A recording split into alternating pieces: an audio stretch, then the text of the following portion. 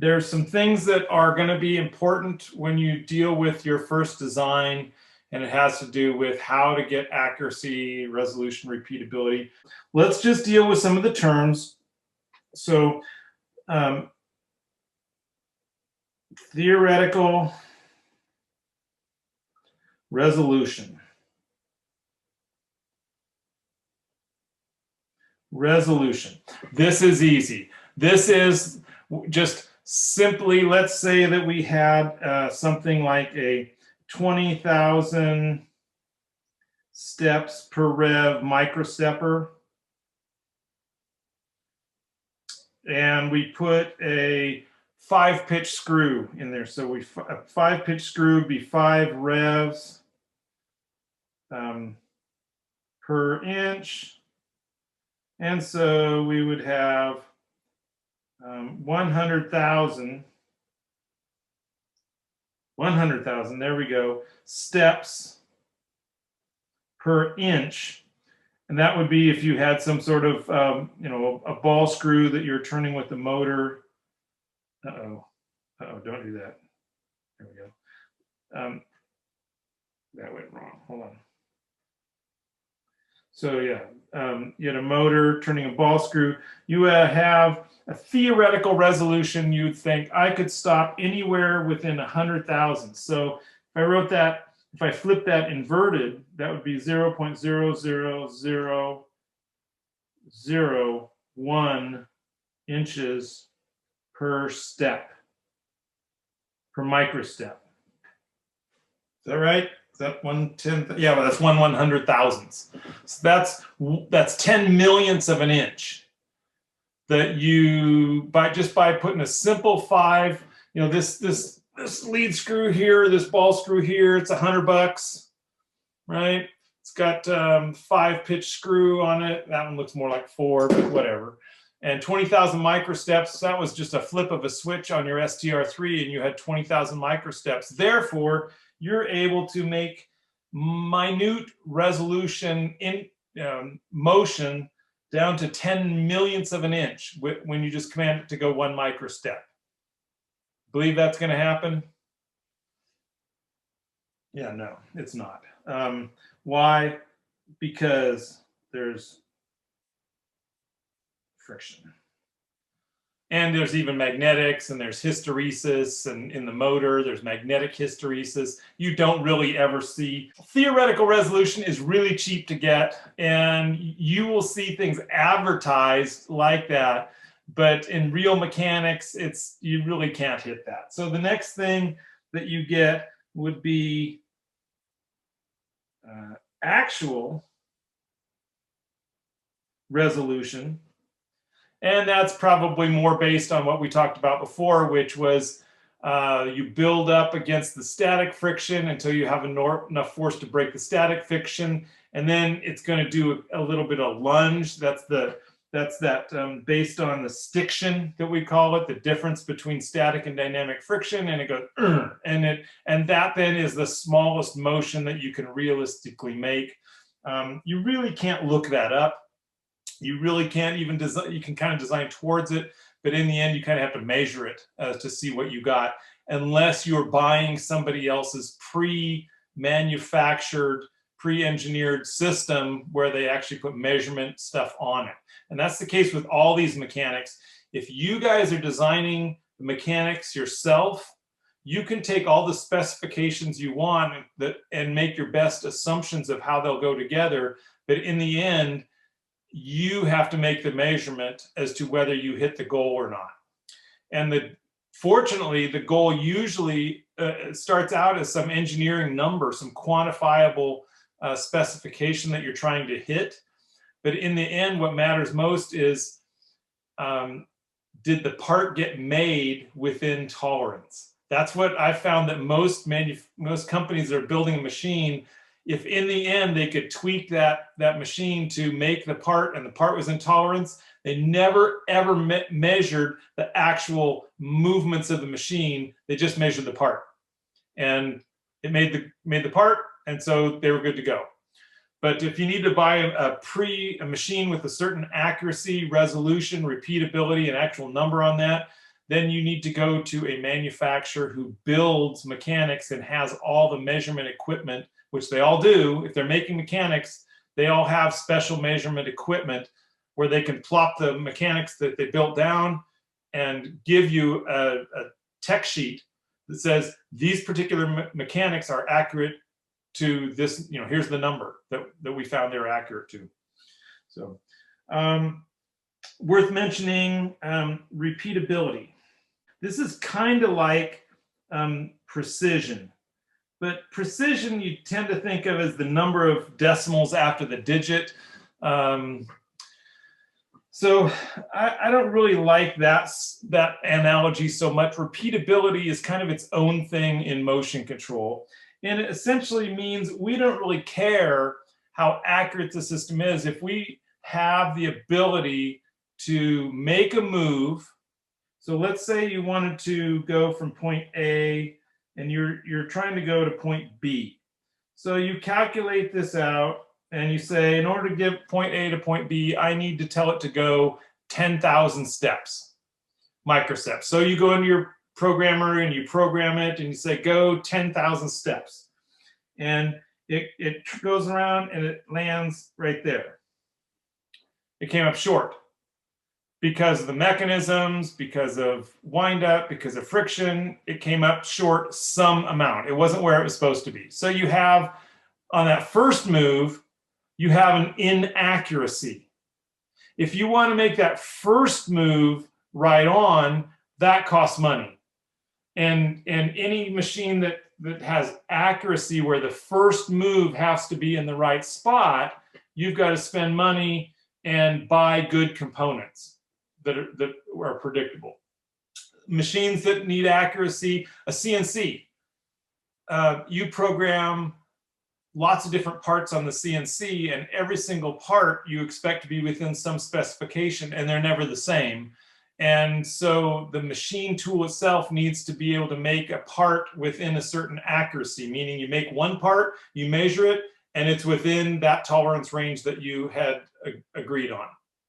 However, there's lots of machines that don't need that flexibility, that if that part, if it landed there, if it landed here, you say, aha, that's where it landed. Every time I go out this direction, I travel this direction and it lands right there.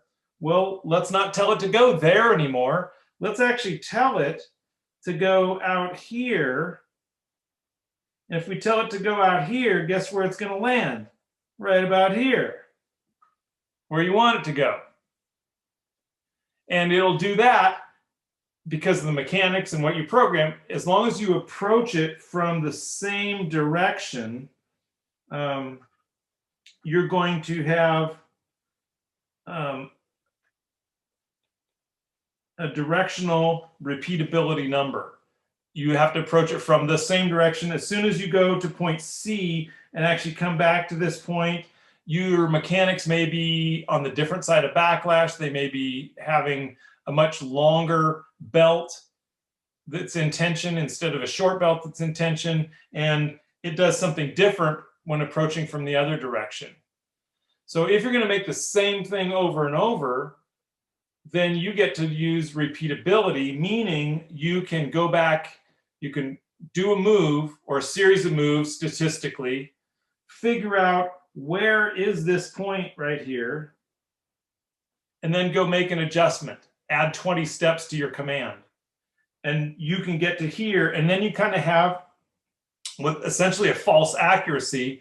But if that's the point you're always going to, then you can get there with relatively inexpensive components and use repeatability to get kind of fake accuracy.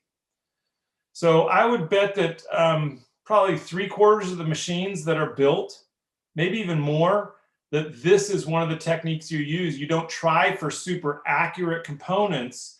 You are making one part over and over and over, or maybe you're going to make one part or make 5 different parts on that same machine. So there's some changeover that, but you can go in and measure each one and make the choices for the moves. And then you can use repeatability. So there's unidirectional repeatability and bidirectional repeatability, depending on which way you're approaching the load. Unidirectional repeatability is easier. Bidirectional is a little bit wider spec. It's not quite as good.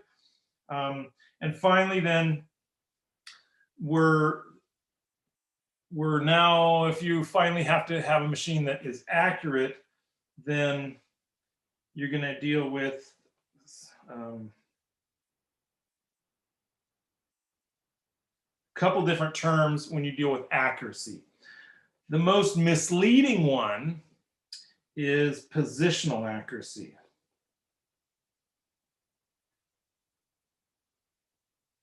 So what this is this this manufacturer who makes this ball screw, they tell you the accuracy that if you turn the shaft a certain number of turns, that this nut is going to be in position back and forth within some tolerance. And it has to do with how well they machined the bar stock, how well the I don't know, the carrier is machined. And it's usually pretty good accuracy, but it's mainly just in the axis of travel right here. And the problem is that's not how you carry loads around. Everything that we've built, you may have, let's just draw a stage here. So here is a stage and a motor. And so down the center of this, here would be the screw. And you would have thrust bearings on either end. And in the middle would be some sort of nut assembly, right? But the trouble is, you don't really care where this is so much, because at some point you probably have some sort of mass that is off center and off the bearings. You would have a set of bearings in here that would be down in here with bearing blocks. So probably you'd have some bearing blocks in here. Ignore that one. Erase that. Oops, I erased too much. Oh well. So you'd have a bearing block. You would probably have some sort of carriage, mechanism to finally attach the mass, and thus you would have a distance off of the bearings. And now the accuracy of the mass moving back and forth up here, that accuracy has a lot more to do with the bearings than it has to do with the positional accuracy. And the reason for that, we talked about this a little bit before, so I'm not going to cover it too much, but let me just do this. All I have to do is draw that as an exaggerated surface. And now you can see that even if this nut is right here, the point down here, this point here is kind of almost, moving back and forth as it follows this path. And so you don't get evenness, and thus you don't get accuracy because of your mounting surfaces and your bearings. So the positional accuracy is a good starting point, but it doesn't tell you much at all about the position of the final gripper or the final extruder, or in a 3D printer, any sort of CNC tool that might be out in space, in 3D space. What determines the accuracy isn't the positional accuracy of the individual drive mechanism. What determines the accuracy is a whole bunch of other things, mainly flatness and straightness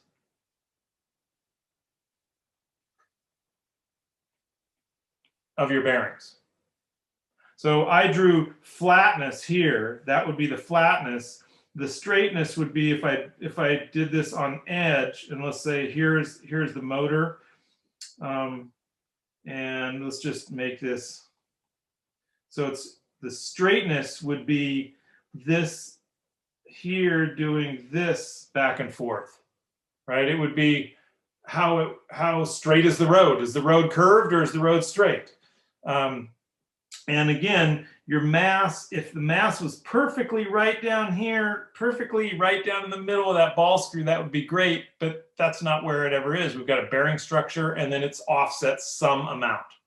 And so that's what really starts to matter, is the straightness and flatness.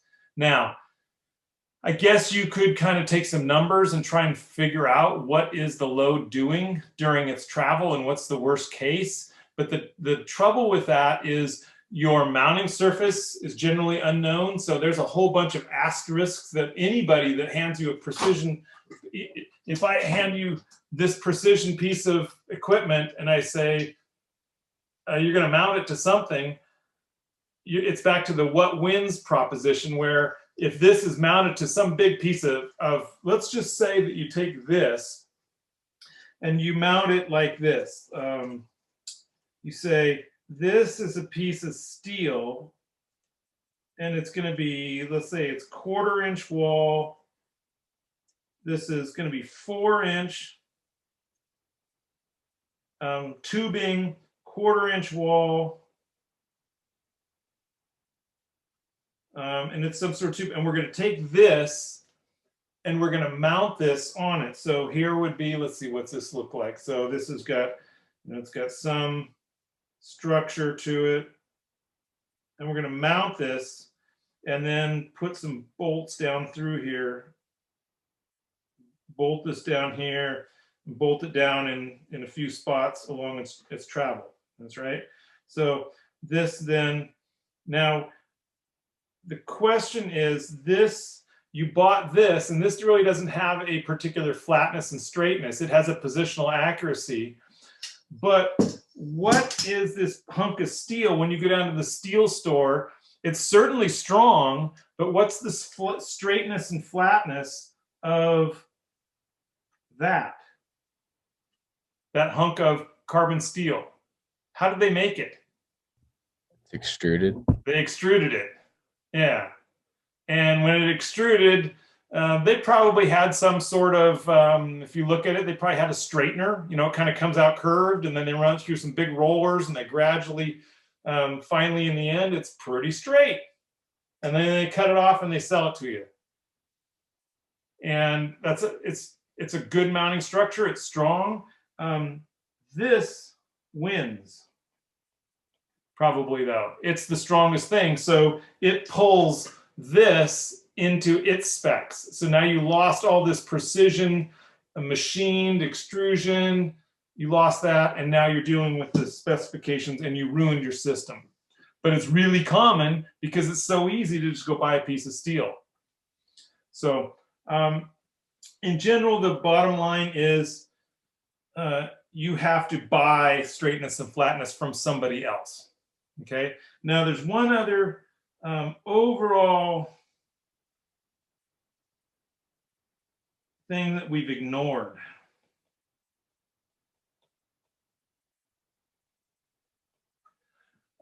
Deflection. We've concentrated on strength, straightness, flatness, but that's all good, but we don't have a static load. You're putting it under load in different configurations, different accelerations in different axes, and each one of those give it some amount of deflection. And the deflection, you could have statically the most perfect thing. You run it really slow and stop it, and it's in that spot. As soon as you start to run it dynamically and add accelerations, then you start to add in extra energy to it and deflect those materials. And now it's not where you thought it was along its travel. It may stop at the end and kind of all the springs relax and sag, and there it is. And in a lot of cases, you can get repeatability with deflection. For instance, if you had a robot arm that has a constant load to it, it's going to be constantly sagging. Well, if you can adjust that sag, it's automatically out its end of travel, it sags 30,000ths of an inch from all the connections, the bearings, the pivots. It sags 30,000ths of an inch when you put the load on it. If you're dealing with accuracy, you're in the wrong spot. If you get to deal with repeatability and go pick the same thing up over and over and over and do exactly the same motion, then you go into your program and you say, well, it's going to sag 30 thousandths, go up 30 thousandths. And that's your spot. And now you've adjusted it in software and in programming. So it's a common thing, but you know, deflection and sag is another way to put it. Is there a way that you could detect the deflection, like detect the change in the system to add to accuracy? Well, yeah, that's exactly what you're doing. But you're not adding to accuracy. The answer is no, because there's too many things that deflect. But if there was one prominent thing that had deflection, or you could measure what the system does. Again, it's back to, hey, let's go measure how it reacts in different spots. And then let's go into the program. And we know in this range, it's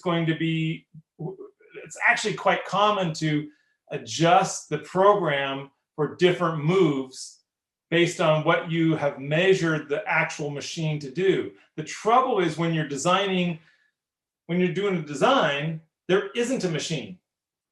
And so if you're trying to design it to do a certain thing, it gets really difficult. So yes, if you have an existing machine and you can start going and making measurements on it, yeah, I bet you could come up with an accurate machine kind of by adjusting multiple things in your programming. We do that similar concept with tuning gains, where you have different inertias. And when a load is really close in to the motor and has a low inertia, you might apply one set of control gains. And then when it's fully extended and it has to be lower bandwidth, you might lower the gains and have a different PID gain system for one place than another place. But that's the gains. That's not really your accuracy. That's just more controlling this springy load and not having it go unstable. So there's one other thing that I'm going to mention to you that we do with bearings to get better accuracy than you might otherwise. So far, what I've drawn here is like, I'm going to draw this as I'm going to draw this in profile. This is going to be like setting up vertically like this. So here we have the bearing block. This is like this. Here's the bearing block, and here is our mass. So this is attached to the wall. Here's the bearing is in here. That's where the bearing is. And the mass is then putting a moment load on it that way. The trouble with this kind of system, so let me finish drawing this out really so you can kind of see it. So something like this where, and then the mass would be out here. And so what you get on it is you get some sort of moment on these bearings due to gravity. You could get a moment this way due to acceleration. And the thing with this is if I draw these little bearings in here, we showed this before, what this means is that if you have two rows of bearings here, that these are going to be in compression and these may be in tension. And tension really means there's no compression. There isn't. You can't really put a ball bearing in tension. It just means there's a space and it takes up the rest of the space kind of thing. So if you have a yaw moment, then you may have the case where one of the end pieces here is loaded and that one is unloaded. And one is essentially pinched and one is not pinched. If you had a side load. So what you tend to do when you have bearings is you tend to not do this. This particular configuration has one bearing, and it's really, you know, I don't know, 5, 6, 8 little ball bearings along the length of travel before it goes back into recirculation and back around. And there's 2 or 3 rows of them. So it's a pretty substantial bearing when it's in perfectly loaded condition. If you loaded it perfectly, where's that bearing? That way, then you would, all the balls would feel the same load. But as soon as you put the load out over here, now it adds that yaw moment and a twist, and all the balls are not equally loaded. So this is one bearing block. The solution most often to getting rid of so we want to, this one sees moment loads. Instead, what you do is you do this. You have 2 rails, and likely you have, depending on the loading, you would have 4 little blocks. But the trick is, here's what you do, is you put a plate here that's got, you know, some minimum thickness. So you put a plate and attach each of these bearings to the plate. And now what happens is any one of these particular bearings, though it might see a little bit of load, you get rid of the load. And now if we put a load like this on it, what happens is that one sees that and that one sees that for the most part. And no longer does the actual bearing itself have that pinch point on right here. All of these are fairly under load, and all these are fairly under load evenly. Now you bought 4 bearing blocks instead of 1, so there's a little expense there, but it's pretty common to go with a 4 bearing set, and it gets rid of moment loading of the individual bearings. Now, Hytham, do you have that? Can you, if I unshare this, yeah, can you kind of show what your bearing structure looks like on that RG6? I'm trying to connect to my phone, sir. Okay, all right, give you a minute. Anyway, so as you design bearings, most often you will find that you'll do a set of 4 to get rid, especially if you have moment loads that hang one particular direction or another, you'll offset them and spread that load over. The other thing that happens, let's say that you have this here isn't, it's not a perfect surface that it's mounted onto, that these balls have to follow. One of the things that will also happen is you will get a certain amount of, this is a Nick term, I basically call it surface averaging. And it's the same thing that happens with a long wheelbase vehicle versus a short wheelbase vehicle. If you're going through bumps in a long wheelbase vehicle, if you think about what happens, let's say here's a tire and here's a tire, and this tire is going to go up and down 1 inch.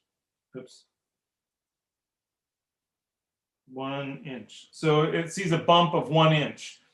You, the driver over here, you're this driver. You have a couple legs and a head, a couple arms.